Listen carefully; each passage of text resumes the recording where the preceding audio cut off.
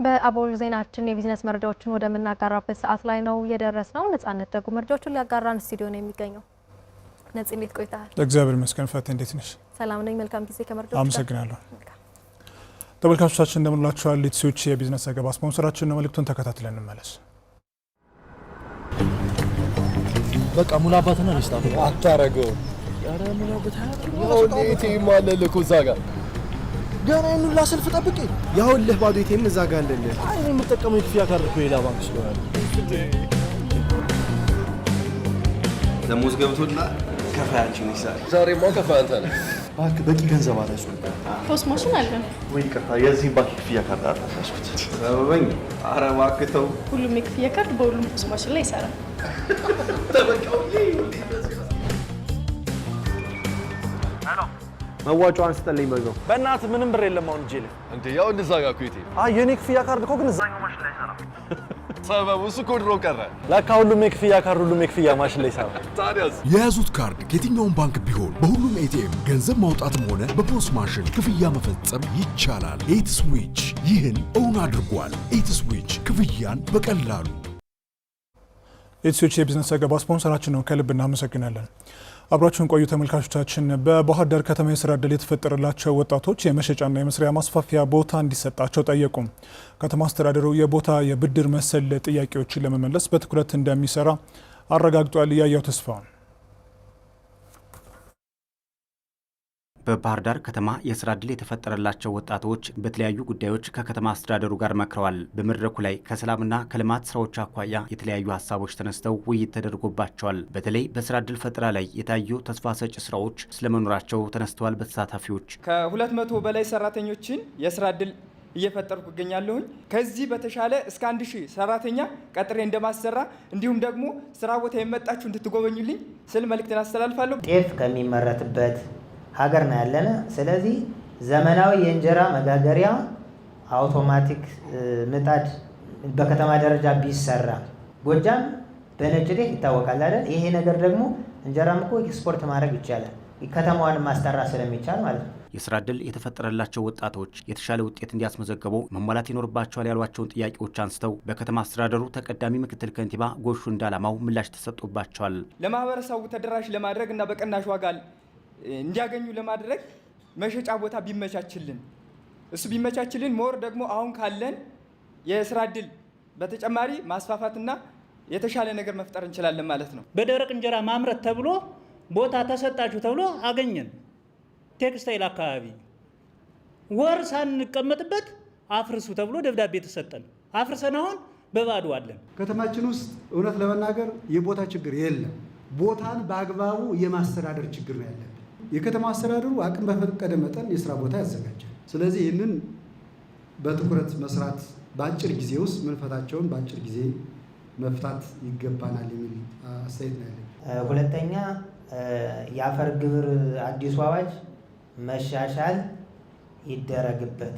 600 ካሬ ተሰጥቶ 90 ሺህ በ800 120 ሺህ እንዴት ሊሆን ይችላል?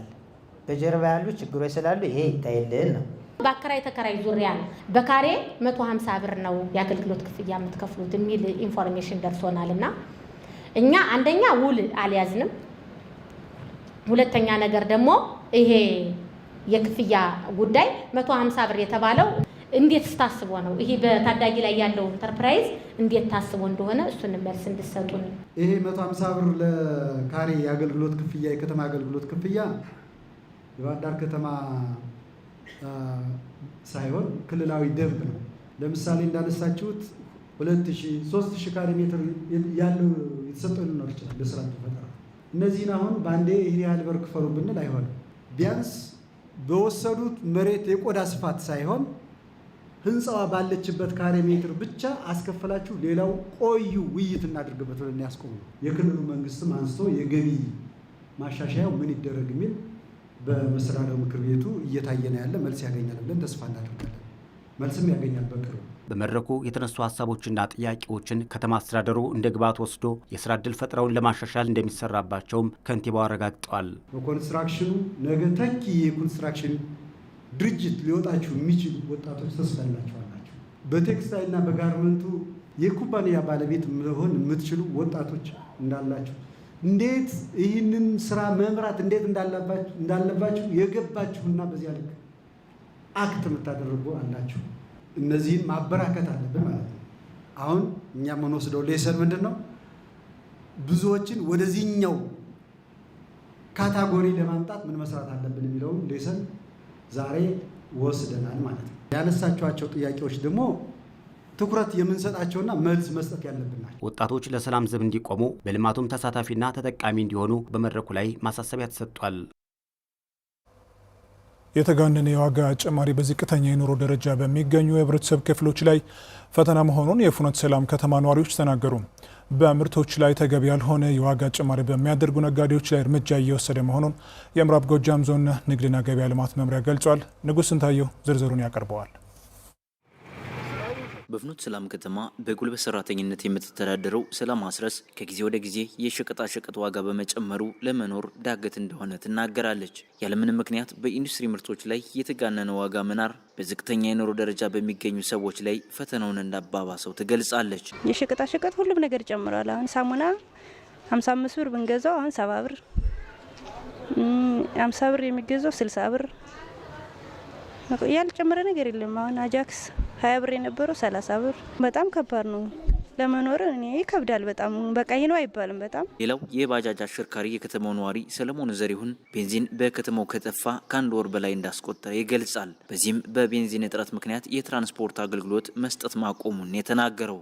ማደያዎችም ስንጠይቃቸው የለም ለሚሉ በኢንፎርማል የምንሰማው ነገር ምንድነው 1 ሺህ ብር ድረስ አንድ ሃይላንድ ቤንዚን እንደሚሸጥ ነው የሚታወቀው። 1 ሺህ ብር ገዝተህ ደግሞ መስመር ላይ ለመስራት ለህብረተሰቡ ግልጋሎት ለመስጠት በጣም እየተቸገርን ያለ ነው። የምግብ ነክ ምርቶች አከፋፋይ ነጋዴ አቶ ሙላለም አስቻለም በሌሎች ምርቶች ላይ የዋጋ ጭማሪ ባይኖርም በዚህ ሳምንት የጨው ምርት ዋጋ መጨመሩን ተናግረዋል። የትራንስፖርት ታሪፍ በመጨመሩ ምክንያት በነበረው ዋጋ ለመሸጥ ስለማያዋጣ ምርት ማቅረብ ማቆማቸውን አስረድተዋል። አሁን ግን የጨው ዋጋ ደርሶ ከቦታው ላይም ራሱ ዋጋው ጨምሯል። በምን እንደጨመረ አናውቅም። የኪራይ ዋጋም ጨምሯል። ከመካከል ላይ የዚህና የዚህ አልጠጣም ሲል መጋዘናችን ባዶ አድርገን ቁጭ አልን እንጂ ማምጣቱ ጠፍቶን አይደለም። አሁንም ተመጣጣኝ የሚሆንልን ከሆነ አምጥተን እንሸጣለን፣ ችግር የለም። የፍኖተ ሰላም ከተማ አስተዳደር ንግድና ገበያ ልማት ጽሕፈት ቤት ኃላፊ አቶ ጌቴ አለማየሁ በከተማ አስተዳደሩ በቂ የናፍጣ አቅርቦት ቢኖርም የቤንዚን እጥረት ከተከሰተ ከአንድ ወር በላይ እንዳስቆጠረ አረጋግጠዋል። በሌላ በኩል ደግሞ የጨው ምርትን በመደበቅ በሸማቹ ላይ ተገቢ ያልሆነ የዋጋ ጭማሪ ለማድረግ የሚሰሩ ነጋዴዎች ላይ ግብረ ኃይል በማቋቋም እርምጃ እየተወሰደ ነው ብለዋል። 7ቱንም የምግብ ጨው ድርጅቶችን አሽገናል። ትናንት አሽገናል። ካሸግነ በኋላ ዛሬ ላይ በግብረ ኃይል ከተወያየን በኋላ ከፍተን በ30 ብር በኪሎ 30 ብር እንዲሸጥ አድርገናል ለህዝቡ ማለት ነው። አንዱ በዚህ መንገድ መልሰነዋል ማለት ነው። ስለዚህ ስራ የሚጠይቅ ነው፣ እየሰራን ያለ። የምዕራብ ጎጃም ዞን ንግድና ገበያ ልማት መምሪያ ኃላፊ አቶ አለልኝ አሰፋ ወቅታዊ የኢራን እስራኤል ግጭትን እንደመነሻ ምክንያት በማድረግ በተለያዩ ምርቶች ላይ ተገቢ ያልሆነ የዋጋ ጭማሪ መፈጠሩን ተናግረዋል። በዞኑ የቤንዚን ነዳጅ እጥረት የተከሰተው ከወደብ ለማስመጣት ከፍተኛ የሆነ መጨናነቅ በመፈጠሩ ምክንያት መሆኑን ጠቁመዋል። ህገወጥ የንግድ እንቅስቃሴዎችን ለመግታት ግብረ ኃይል ተቋቁሞ እየተሰራ እንደሚገኝ አረጋግጠዋል። ቡሬ ከተማ ላይ የተወሰነ ሊትር ካልሆነ በስተቀር ሌሎቹ ከተሞች የዞኑ ከተማ ላይ ቤንዚን የለም። የማደያ ባለ ሀብቶችም ክፍያ ከፍለው ነገር ግን በተባለው ሰዓትና ጊዜ መድረስ ያልቻለበት ሂደት ነው ያለው። ዛሬ ገበያ ላይ ገብታችሁ ብታዩ ጨው ባለፈው ሳምንት እንደነበረው በብዛት የሚገዛ ግለሰብ አታገኙ። አስተካክለነዋል። ለዚህ መንስኤ የሆኑ ግለሰቦችን አስረናል፣ ምርመራ ጀምረናል። ስለዚህ እየተረጋጋ የመጣ እንደሆነ ቢያዝ ነው የተሻለ የሚሆነው። የገበያ ማረጋጋት ስራውን ለማከናወን በሚደረገው ጥረት ህብረተሰቡ ተባባሪ መሆን እንደሚጠበቅበት መምሪያ ኃላፊው አስረድተዋል።